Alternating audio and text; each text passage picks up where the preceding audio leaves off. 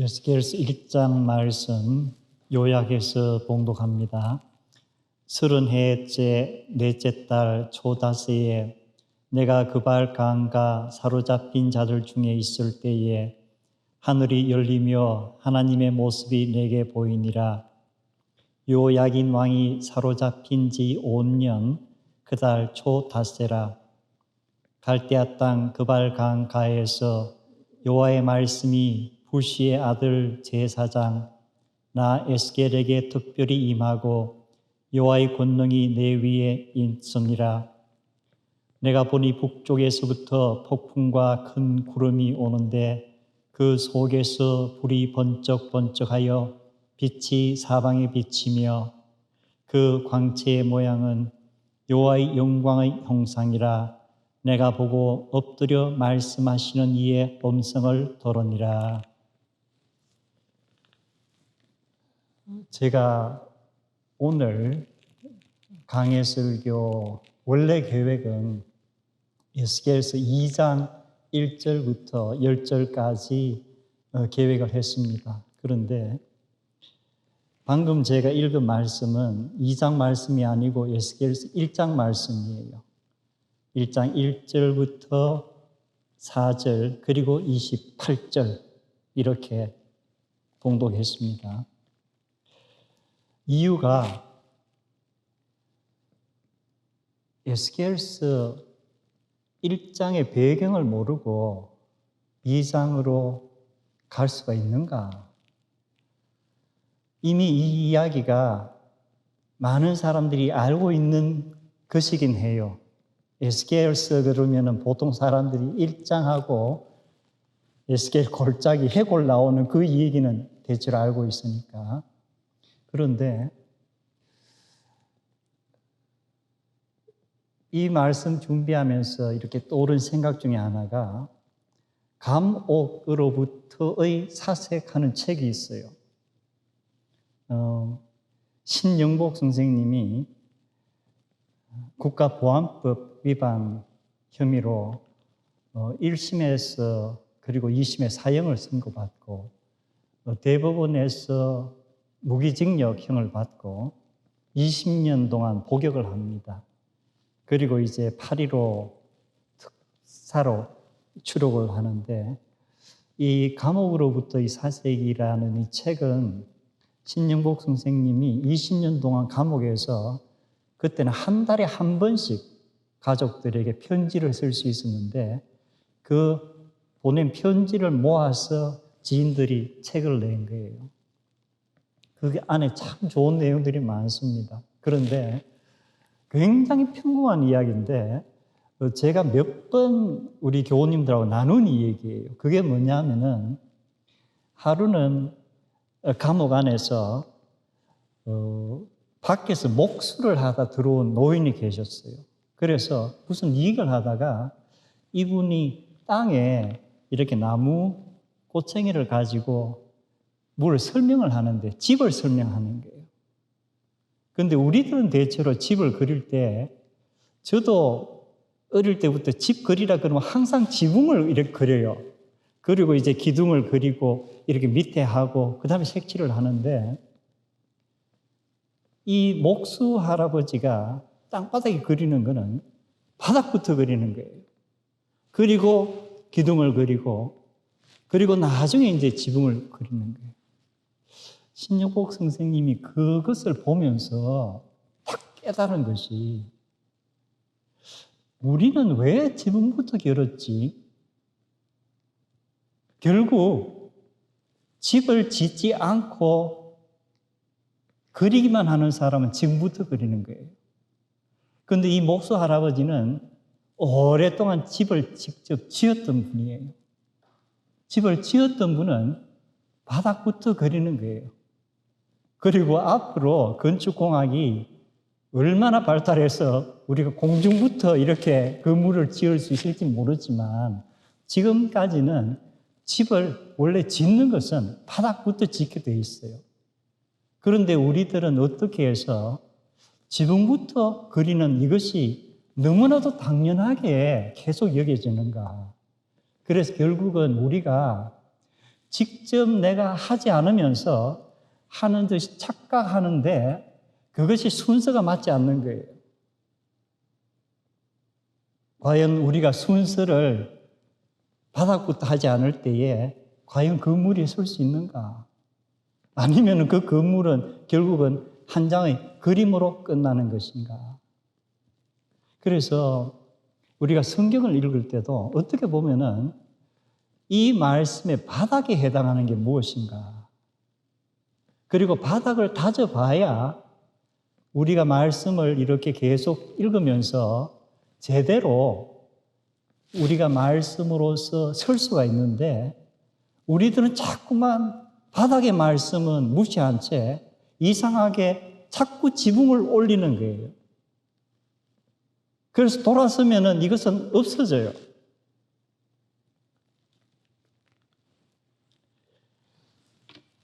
그래서 오늘 제가 에스겔서 2장을 하기 전에 반드시 1장을 해야 되겠다. 그래서 아마 이 다음 주일에 2장을 하게 될지도 몰라요. 오늘은 아마 안 할 거예요. 제가 아주 오래전에 본 TV 프로그램인데 미국의 NBC 방송에서 투나잇 쇼 해가지고 굉장히 장기 프로그램이 있어요. 그 당시는 조니 칼슨이라는 분이 미국의 어떤 면에서는 이 토크쇼의 대부에 해당하는 분인데 하루는 이 쇼에 아주 어린 아이가 하나 초대 손님으로 왔어요. 아주 머리가 비상하고 이 천문학 같은데 관심도 많고 이래서 이제 초대를 한 거예요. 그래서 이 아이가 이제 딱 와서 앉으니까 이 조니 칼슨이 이 아이를 보고 이제 한 가지 질문을 하는 거예요. 그러면서 What is the closest planet? 그러니까 이 애가 이 진행자를 의였다는지 보더니만 closest to what?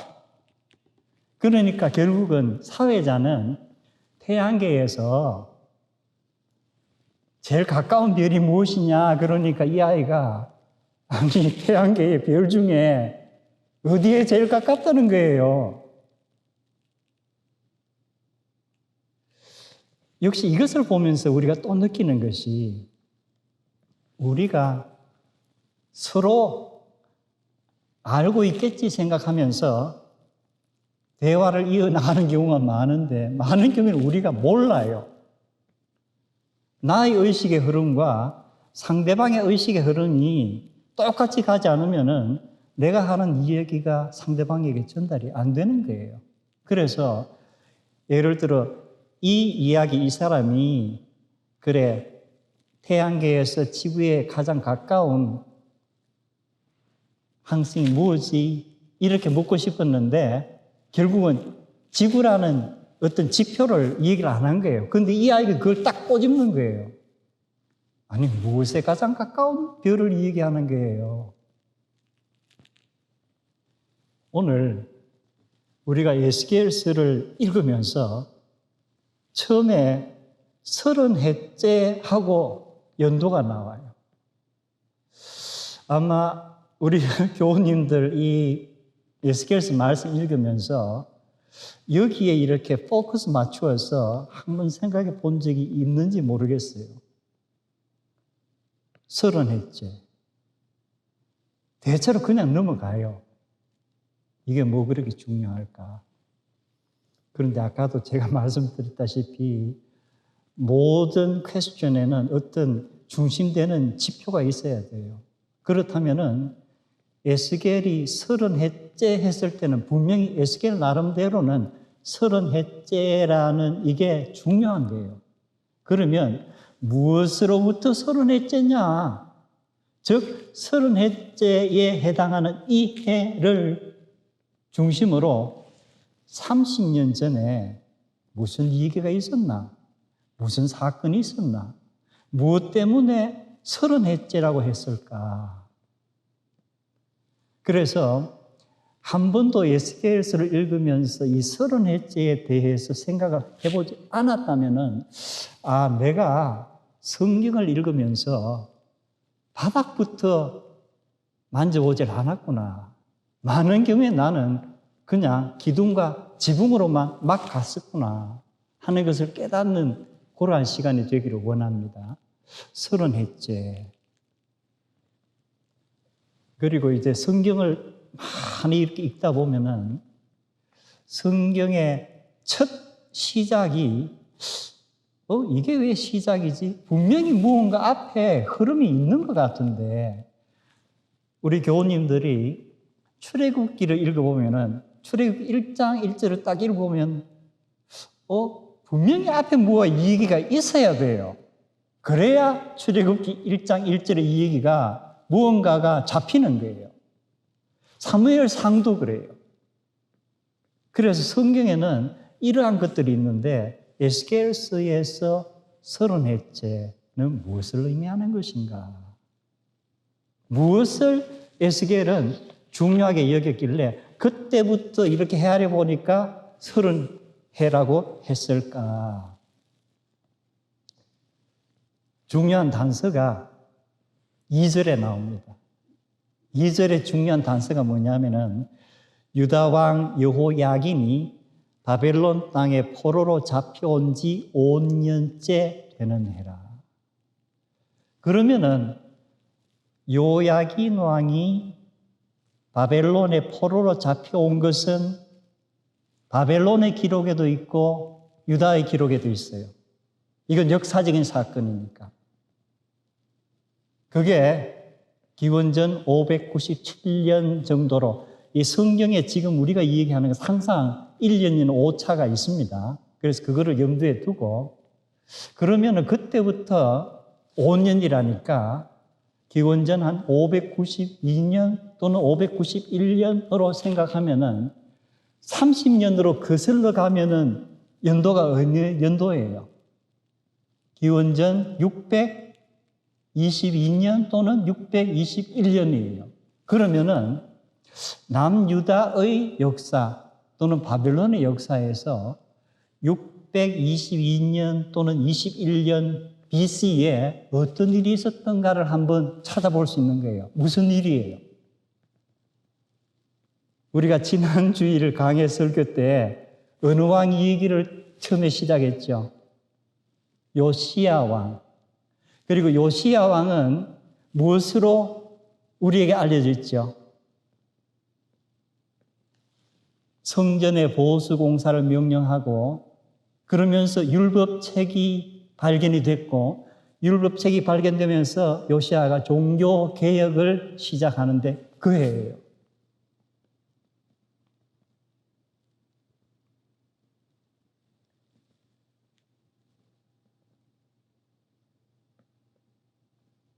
그렇다면은 요시야 왕의 종교 개혁은 어떻게 보면은 남유다 왕국이 멸망의 길로 갈 것인가 아니면 다시 회복을 할 수 있는 하는 변곡점에 해당하는 시기예요. 그런데 결국은 에스겔서에서 30년째 하면서 그 다음 5년이 지나고 남유다가 완전히 망하게 돼요. 그러니까 결국은 이 남유다 왕국 이스라엘 백성들이 하나님의 말씀을 전하는 선지자들의 계속되는 외침을 듣고 종교개혁의 그 분위기가 계속 됐다면 남유다는 망하지 않아요. 그러나 그것이 결국은 살아나지 못하기 때문에 그리고 에스겔서에서 이제 에스겔이 그발강 가에서 이 말씀을 받고 나서 5년 후에 남유다가 망하는 거예요.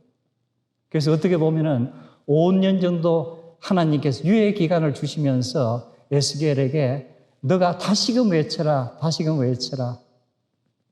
본국에서는 예레미야가 계속 외치고 있는데 너는 여기에 있는 포로들에게도 계속 외쳐라. 이것이 성경학자들이 기록된 연대를 가지고 추정한 30년째의 하나의 답이에요. 그리고 또 다른 답들이 있습니다.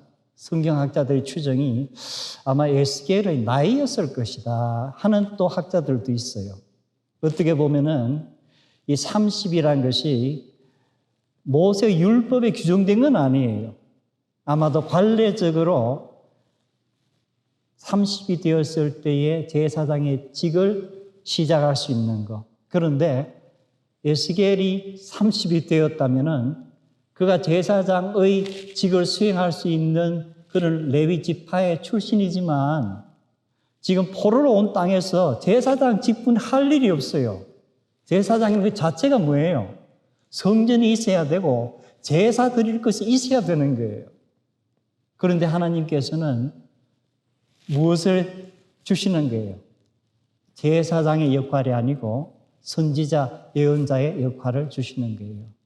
그래서 에스겔 개인의 어떤 태어난 해부터를 말할 것이다 하는 성경학자들의 의견도 있습니다. 나머지 의견도 많아요. 하지만 오늘 우리가 이제 포커스를 맞추는 것은 일단은 남유다가 정말 하나님을 향한 회개와 종교개혁이 성공하느냐, 실패하느냐, 이 갈림길에서 5년이라는 유예 기간을 두고 있는 거예요. 그것이 에스겔서의 첫 배경이에요.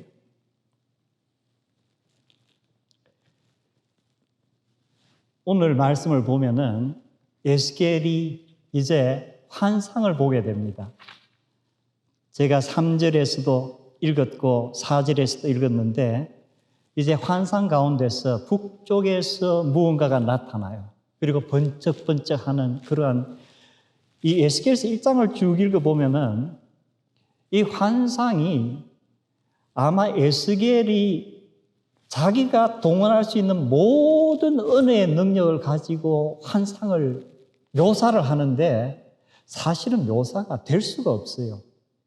그 놀라운 하늘이 열리는 그리고 그 안에서 어떤 하나님의 모습이 보인다고 했는데 그리고 여러 가지 묘사를 하지만 과연 인간이 그것을 이해할 수가 있을 것인가?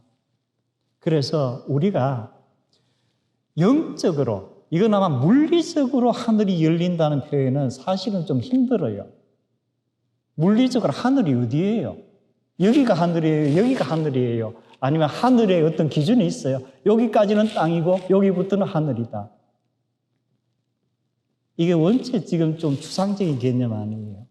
그래서 성경에 에스겔이 환상을 보는데 하늘이 열리고 구약 성경에는 하늘이 열리고란 표현이 거의 안 나와요. 그런데 우리가 잘 아는 신약 성경의 사건들 가운데서는 중요한 것들이 있어요. 자, 신약 성경에서 하늘이 열리고 하는 어떤 그러한 표현이 나왔던 말씀이 어디 기억나는 게 있어요? 예수님께서 요단강에서 요한에게 세례를 받으시고 물에서 올라오실 때 어떤 일이? 하늘이 열리고 성령이 비둘기같이 그에게 임하시는 것을 보십니다. 그리고 하늘에서 소리가 또 들리죠. 너는 나의 사랑하는 아들이라. 내가 너를 기뻐하노라. 그럼 예수님께서 보신 것도 일종의 환상인가? 아니면 물리적인 것인가? 성경 전체 흐름으로 봐서는 어느 쪽에 해당할 것 같아요. 그리고 하늘이 열리고 하는 표현이 우리가 알고 있는 사도행전에도 몇 번 나옵니다. 첫 번째 이렇게 기억나는 게 있었어요. 사도행전에서. 초대교회의 첫 번째 순교자를 누구라고 하죠? 스데반 집사님. 사도행전 7장을 보면은 스데반 집사님의 설교가 쭉 나와요. 그리고 7장 마지막 부분에 이 설교를 듣고 공회에 모였던 사람들이 아주 분기탱천해서 스데반을 죽이려고 확 달려들어요. 그때 스데반이 뭐라 그러죠? 이렇게 하늘을 쳐다보면서 하늘이 열린다. 하나님과 그 보좌 우편에 서 있는 예수 그리스도의 모습이 보인다. 하늘이 열리는 걸 보는 거예요. 아마도 물리적인 것일까? 환상일까? 그래서 에스겔 또는 이 스데반의 것들은 정확하게 환상이라는 단어를 안 썼지만, 에스겔은 분명히 써놨죠. 스데반은 안 썼지만, 이 성경에서 하늘이 열린다는 그런 표현은 꿈은 분명히 아니에요. 인간의 의식은 그대로 있는 거예요. 그런데 또한 인간의 의식 너머로 육적인 차원과 영적인 차원이 함께 결합되는 그러한, 사실 우리가 과학에서는 다룰 수가 없는 그런 분야예요. 그런데 또 조금 다른 의미의 환상이 하나 있어요. 사도행전에 10장에 보면은 베드로가 정오에 지붕에 기도하러 올라가는데, 기도를 하다가 배가 고팠는지 하기 전부터 고팠는지는 확실히 우리가 알 수가 없어요. 그런데 일단 배가 고파서 아마 사람들이 연락을 했는가 봐요. 딴 사람들이 이제 밥을 준비하는데 갑자기 베드로가 fell into trance예요. 어떤 깊은 영적 환상에 빠지는 거예요. 그때에 베드로가 뭘 보죠? 하늘이 열리고 그 하늘에서 뭐가 내려오죠? 큰 쉿, 보자기 같은 것이 4개가 이렇게 묶여져서 쭉 내려오면서 거기 뭐가 담겨 있는 거예요. 그리고 나중에 밤모섬에 있는 요한이 또 보는 그런 환상들이 나옵니다. 그래서 이 성경에서 하늘이 열리고 하는 이 표현들은 대체로 굉장히 강도가 깊은, 그리고 이러한 일로 인해서 어떻게 보면은 기독교의 역사를 바꾸는 그러한 중요한 시점이 되는 사건들이 일어나요. 그리고 에스겔이 하늘이 열리고 하나님의 모습이 보였다. 이건 정말 우리가 이해할 수 없는 그냥 표현이에요. 이 신학자들도 이것을 theophany라는 표현을 쓰지만 이 성경에는 사실 하나님을 우리가 볼 수가 없다고 그랬잖아요. 보고 살 자가 없다고 그랬어요. 그래서 우리가 성경에서 하나님의 어떤 모습이 보였다는 것 자체가 어떤 실체를 얘기하는 거냐, 아니면 어떤 하나님의 그 representative한 형상을 얘기하는 거냐. 우리가 에스겔서를 읽어보면 계속 형상이란 likeness라는 표현이 많이 나와요.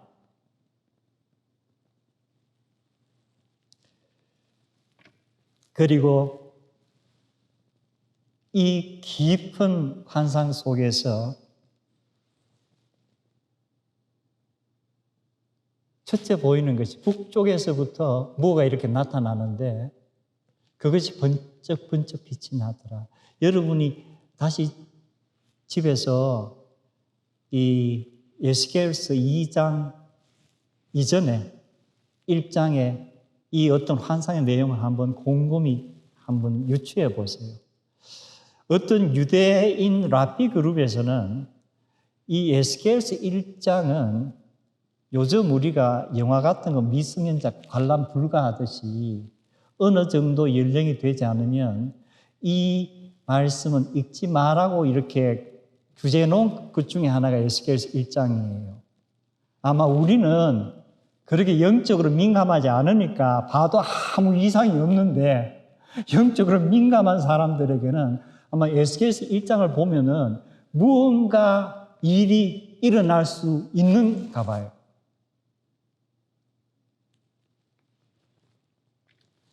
그러면서 에스겔이 계속 그의 환상에 관해서 얘기를 하고 이제 여호와의 말씀이 임하면서 여호와의 권능이 나에게 임하더라. 그런데 이 권능이란 표현은 히브리어로는 그냥 손이라고 해놨어요. 여호와의 손이 나에게 임했다. 이것도 역시 이제 의인화적인 건데 여호와의 손이 인간에게 임하면 어떤 것을 의미하는 것인가? 분명히 인간이 저항할 수 없는, 결국은 그 앞에 무릎을 꿇지 않을 수 없는 그러한 어떤 미스티리어스한 파워를 얘기하는 것 같아요. 그래서 결국 에스겔이 어떻게 되죠? 여호와의 영광 앞에 엎드렸다. 엎드렸다. 그런데 우리가 엎드린다는 것이 과연 어떤 것을 의미하는 거냐?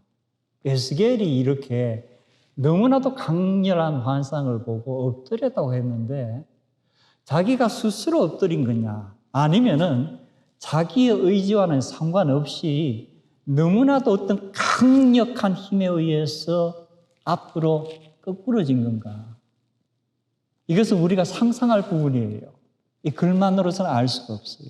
그런데 저는 이 거꾸러진 건 아니고 자빠졌다는 표현이 맞는 것 같은데 제가 왜 이 얘기를 드리냐면은 조금 앞으로 할 이 얘기가 연관이 있어서 그래요. 제가 한국에서 고등학교 1학년 때 이제 빙상팀에 들어갔어요. 그래서 겨울 방학 동안 빙상 이제 이 훈련을 받았어요. 상당히 강도 높은 훈련을 받는데 제가 있던 대구에는 그때 실내 스케이트장 이런 게 없었기 때문에 그 동촌이라고 하는 곳이 있어. K2 에어베이스 해가지고 거기 공군기지가 있고 거기에 동촌으로 가는 큰 다리가 있는데 그 밑으로 그 낙동강, 그러니까 금호강이 이렇게 흘러가는 거예요. 그것이 겨울이 되면 꽁꽁 얼어요. 굉장히 넓은 그러한 강이에요. 그래서 거기서 이제 훈련을 하는데 하루는 오전 훈련을 마치고 이제 식사를 하고 나서 오후에 다시 훈련을 시작하기 전에 조금 몸을 풀겠다 하면서 제가 이제 얼음판에 갔어요. 근데 그 당시는 거기다가 이제 스피드 스케이팅이에요. 그리고 피겨 그 스케이트 자체가 거의 뽑을 수가 없는 그런 시대예요.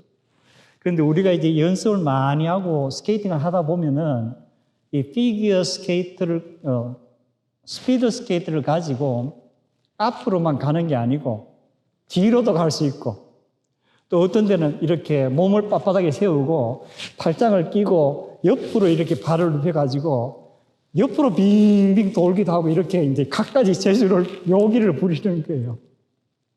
그래서 그날은 내가 무슨 신명이 났는지 이렇게 팔짱을 끼고 이제 옆으로 이렇게 시루면서 주변을 이제 돌고 있는데 갑자기 빵 하고 뭔가 부닥친 거예요.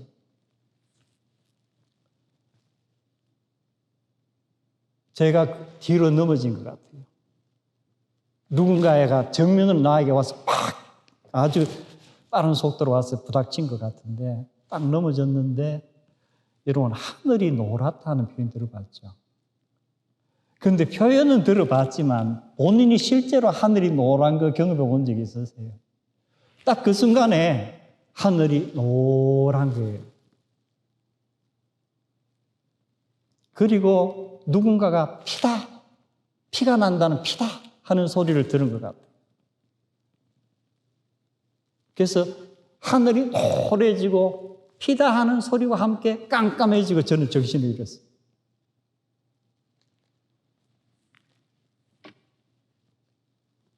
아마 분명히 어떤 뇌에 무슨 충격이 왔겠죠. 그리고 얼마나 그렇게 기절을 했나 누워 있었는지 눈을 딱 뜨니까 내 주변에 사람들이 꽉 모여가지고 근심 어린 눈으로 나를 내려다보고 있는 거예요. 제가 왜 이 얘기를 하느냐. 하늘이 노랗다는 게 이럴 때 하늘이 노란 것을 볼 수 있는구나.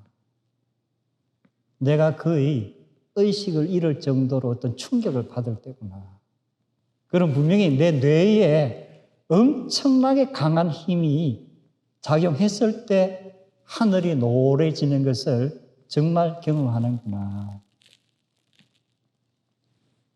그런데 어쨌든 살아났죠. 지금 여기 있는 거 보면은.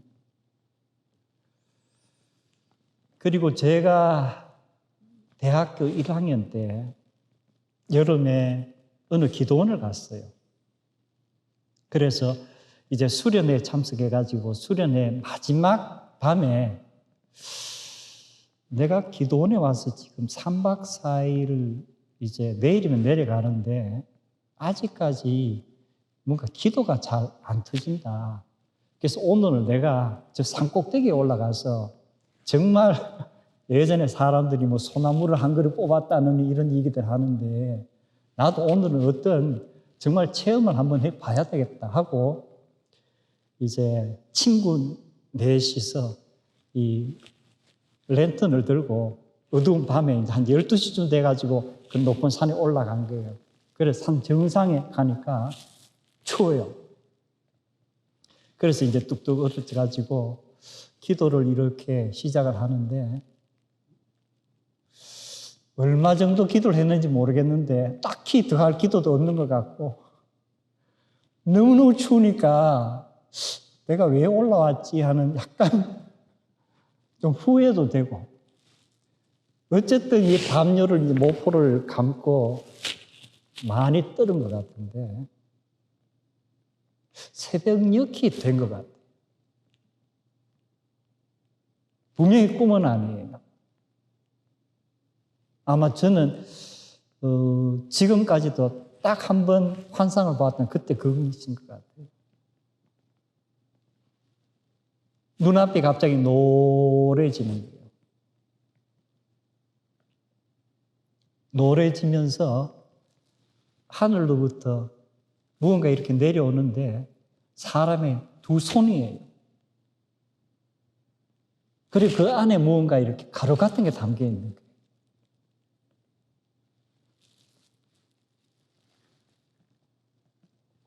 그리고 제가 이제 대학에서 어느 날 윌리엄 제임즈라고 하는 하버드 대학교에서 원래 의과대학에서 생리학과 해부학을 가르치고 나중에 이분이 철학도 가르치고 심리학도 가르치고 거의 온갖 분야를 가르쳐요. 그리고 미국에서는 미국의 심리학의 아버지라고 알려진 분이에요. 그리고 이때까지만 해도 유럽의 여러 대학들이 미국의 대학을 그래도 좀 이렇게 낮춰 보다가 이 사람의 활동 그리고 이 사람의 저서들에 의해서 미국 대학에 대한 이 구라파의 시각이 확 달라질 정도로 그렇게 대단한 인물이에요. 그런데 이 사람의 여러 저서 중에서 The Varieties of Religious Experience 하는 거기 있어요. 자기가 영국의 어느 곳에서 쭉 강의한 것을 모아서 출판한 건데 이것은 뭐냐면 우리말로는 아마 다양한 종교의 체험들 또는 뭐 종교적 체험의 다양성 이렇게 아마 되는 것 같은데요. The varieties of the religious experience. 종교에 관계없이 어떤 깊은 영적 체험을 한 사람들의 이야기를 모아가지고 자기 나름대로 그것을 분석하고 해석하고 한 그런 책이에요. 그런데 이 책을 읽으면서 제가 깜짝 놀란 게 하나 있어요. 뭐냐면은 거의 영적인 깊은 체험을 한 사람들이 분위기의 색깔을 말하는 무슨 색이에요? 노란색이에요. 거의 다가 배경의 색깔이 노랗다는 거예요. 그래서 제 나름대로 생각을 해봤어요.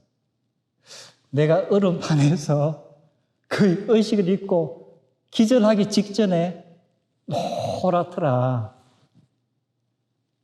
그리고 기도원 산에 올라가서 그 추운 새벽에 아마 내 일생 단 한 번의 환상에 해당하는 것을 보았는데 그때 배경이 노란 색깔이더라. 그런데 이 세계에서 이름 있는 이 심리학 권위자가 이러한 사례를 모아서 편책에 많은 사람들이 자기들의 체험담을 이야기하면서 배경 색깔을 노랗더라고 하더라. 그럼 이것은 분명히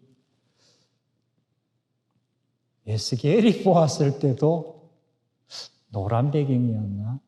어쨌든 나의 사고와 환상 이것을 종합해 보면 앞에서 일어난 병상에서의 사고는 의학적으로 이해할 수 있는 거예요. 그 다음에 내가 본 환상이라든가 윌리엄 제임스의 책에 담겨있는 환상들은 그건 의학적이라고 하기에는 좀 종교적인 거예요. 그런데 공통적인 것은 뭐예요? 다 뇌에 뭔가 강한 어떤 영향이 미쳤구나. 그래서 결국은 이 성경에 나오는 이 환상이라는 것도 우리 인간의 어떤 뇌라는 어느 부분에 강한 외부에서 힘이 작용할 때에 무언가 나타나는 현상인가 보다. 그래서 내가 좀 젊고 새로운 학문을 하면 나한테 뇌과학을 해보고 싶다는 얘기를 입다운식 해요. 자, 그런데 일단 중요한 것은 에스겔이 엎드렸다. 자기가 의식적으로 엎드렸든 아니면 거의 무의식적으로 엎드렸든 엎드렸다. 그런데 예전에 사람들이 엎드릴 때는 예를 들어 절대적인 권력자 앞에서 무조건 엎드리는 거예요. 그런데 우리가 잘 아는 이야기 중에 누가복음을 보면은 베드로라는 어부가 갑자기 탁 엎드린 적이 있어요. 언제예요? 밤새도록 고기를 한 마리 잡지 못하다가 아침에 그물을 싣고 있는데 예수라는 새로운 랍비가 나타나서 말씀을 전한 후에 자기를 보고 깊은 곳에 그물을 던져라. 이 어부의 이 상식, 지식으로서는 도저히 말이 안 되는 소리인데 일단은 자기가 순종을 해요. 그러자 엄청나게 많은 고기가 잡히더라.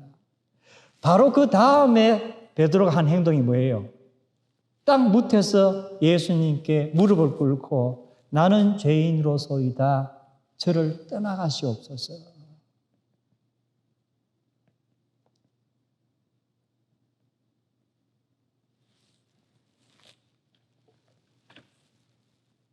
우리가 주중에 묵상했던 사도행전 9장의 얘기는 너무나도 잘 알려진 얘기예요. 사울이란 청년이 예수를 믿는 사람들을 핍박하면서 다메섹까지 가서 그들을 잡아오려고 가던 길에 그는 엎드러져요. 베드로와 나중에 바울이 되는 사울이 다 엎드러지는 체험을 해요. 그리고 말씀을 받는 거예요. 에스겔이 엎드러지고 말씀을 받는 거예요. 요시야 왕의 개혁 얘기를 했는데 결국 실패로 끝난 종교개혁. 그런데 기독교 역사에서는 마틴 루터라는 인물이 일으킨 그 프로테스턴트 리포메이션, 그 종교개혁은 어느 정도 성공한 개혁이에요. 지금은 이제 개혁이 필요한데 안 일어나서 문제예요. 그런데 마틴 루터의 그 바이오그래피 같은 걸 읽어보면은 원래 마틴 루터는 법학을 공부했어요. 그리고 자기 아버지는 내 아들이 유럽 최고의 법률가가 될 거라고 믿었어요. 그만큼 명석한 두뇌를 가지고 있었어요. 그런데 어느 여름에 집에 갔다가 학교로 돌아가는데 폭풍우가 치면서 큰 벼락이 떨어졌는데 이 마틴 루터가 땅바닥에 자빠진 거예요. 그러면서 내가 신부가 되겠습니다. 그리고 2주 후에 그는 법학 공부를 그만두고 수도원으로 들어갑니다. 그리고 한 2년이 채 못 돼서 원체 명석한 두뇌로 이 성경을 또 꿰뚫기 시작하면서 이제 사제로 서품을 하게 됩니다. 그리고 나서 한 달 후에 신부로서 첫 미사를 집전하는 거예요. 이 가톨릭 미사에서는 가장 중심되는 것은 성만찬식이에요. 그리고 그들의 신학에서는 사제가, 신부가 빵과 포도주를 앞에 놓고 이것에 대해서 이제 참으로 거룩한 것으로서 축성하는 기도를 하는 순간에 이 빵과 이 포도주가 예수 그리스도의 살과 예수 그리스도의 피로 변한다는 그러한 신학이어서 이것은 굉장히 가톨릭에서는 중요한 행사예요. 그 첫 미사를 진행을 하는 거예요. 그런데 그 미사가 쭉 진행되면서 이제 성만찬을 집전할 순서가 됐습니다. 그러면은 성체 축성기도 consecration prayer를 하는데 우리말로 하면은 살아계시고 진실하시며 영원하신 하나님께 이렇게 이제 시작이 돼요. 물론 독일어로 했겠죠. 살아계시고 진실하시며 영원하신 하나님께 아주 엄숙하게 잘 나갔어요. 그리고 이제 거기에 모인 사람들은 아주 긴장하면서 그 다음 순서를 이제 기다리고 있는 거예요. 그런데 거기서부터 아무 소리가 안 나요. 아무 소리가 안 나요. 사람들이 이렇게 눈을 감고 있다가 눈을 떠서 앞에 있는 마틴 루터를 보는데 마틴 루터의 이마에 땀방울이 송글송글 보이면서 마틴 루터의 눈이 어떻게 보면 풀어진 거예요. 그리고 이렇게 허공을 쳐다보다가 한참을 허공을 쳐다보다가 비틀비틀거리면서 제단에서 나와서 앞에 의자에 털썩 주저앉아요. 어떻게 보면은 완전히 엎드러지는 거예요. 신부로서 소위 가장 중요한 첫 미사 데뷔가 실패로 끝난 거예요. 나중에 그 일에 대해서 마틴 루터가 주변의 사람들에게 이 얘기를 했습니다. 그 기록이 나와 있어요. 살아계시고 진실하시며 영원하신 하나님께 하는 그 말을 하는 순간에 너무나도 말로 표현할 수 없는 두려움이 엄습을 하더라. 그러면서 재만도 못한, 티끌만도 못한 인간이 천지를 창조하신 하나님 앞에서 감히 그분에게 말을 할 수 있다는 이것이 말이 되느냐?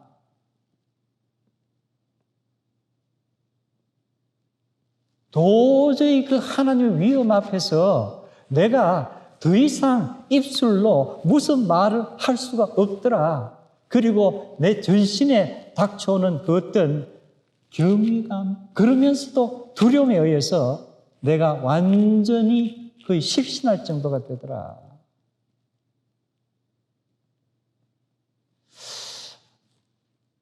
우리가 성경에서 그리고 기독교 역사에서 중요한 때에 하나님을 만나고 말씀을 받아서 새로운 계획을 일으킨 사람들의 얘기를 들어보면 다 공통점이 지금 있잖아요. 에스겔이 놀라운 환상 앞에서 엎드러져요. 베드로가 놀라운 일 앞에서 엎드러져요.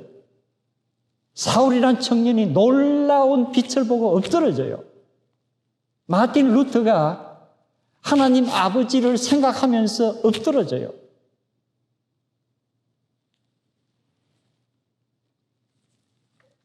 그리고 이들에게 말씀이 임하는 거예요. 우리가 신앙생활 하면서 말씀에 대해서 하나님 존재 자체에 대해서 우리가 너무 경솔하게 생각하고 있는 게 아닌가. 과연 우리가 지금까지 신앙생활을 하면서 하나님에 대한 경외감 또는 두려움으로 내가 의식을 잃을 정도로 그렇게 떨어본 적이 있었던가? 내가 하나님 아버지를 생각하면서 그리고 나 인간을 생각하면서 내가 엎드러져 본 적이 있었던가? 지난 주일에 저희들이 예수님 비유에서 씨 뿌리는 자의 비유를 보았습니다. 제가 지난 주에도 말씀드렸지만 예수님께서 씨 뿌리는 자에 대해서는 정확하게 설명을 하지 않으셨어요. 그냥 씨를 뿌린다고만 했어요. 그런데 오늘 우리가 말씀을 쭉 보면은 씨를 뿌리는 자가 씨를 어떻게 받는가? 씨 뿌리는 자가 자기 스스로 씨를 만들어낸 게 아니에요. 씨 뿌리는 자는 먼저 하나님으로부터 씨를 받아야 돼요. 그런데 하나님으로부터 때를 따라 꼭 필요한 씨를 받는 것이 아무렇게나 받을 수 있는가? 오늘 예수계를 보았어요. 성경의 많은 인물들을 보았습니다. 과연 그들이 하나님께서 불러 세우셨지만 그들이 하나님의 말씀을 받을 때에 아무 준비도 없이 하나님에 대한 이해도 없이 복음이라는 것이 무엇인가에 대한 깊은 사고도 없이 말씀을 받았던가? 아니에요. 그들은 정말로 의식을 잃을 정도로 하늘이 노래지는 경험을 하면서 하나님의 말씀을 받는 거예요. 그리고 그 말씀의 씨를 뿌리는 거예요. 저는 말씀의 씨를 뿌리는 사람이라고 얘기를 하지만 이번 주일에 이 말씀을 통해서 내가 하나님의 말씀을 정말 어떤 심정으로 받는가? 내가 하나님의 말씀 받을 때 하늘이 노래지는 그런 경험을 하면서 받았던가?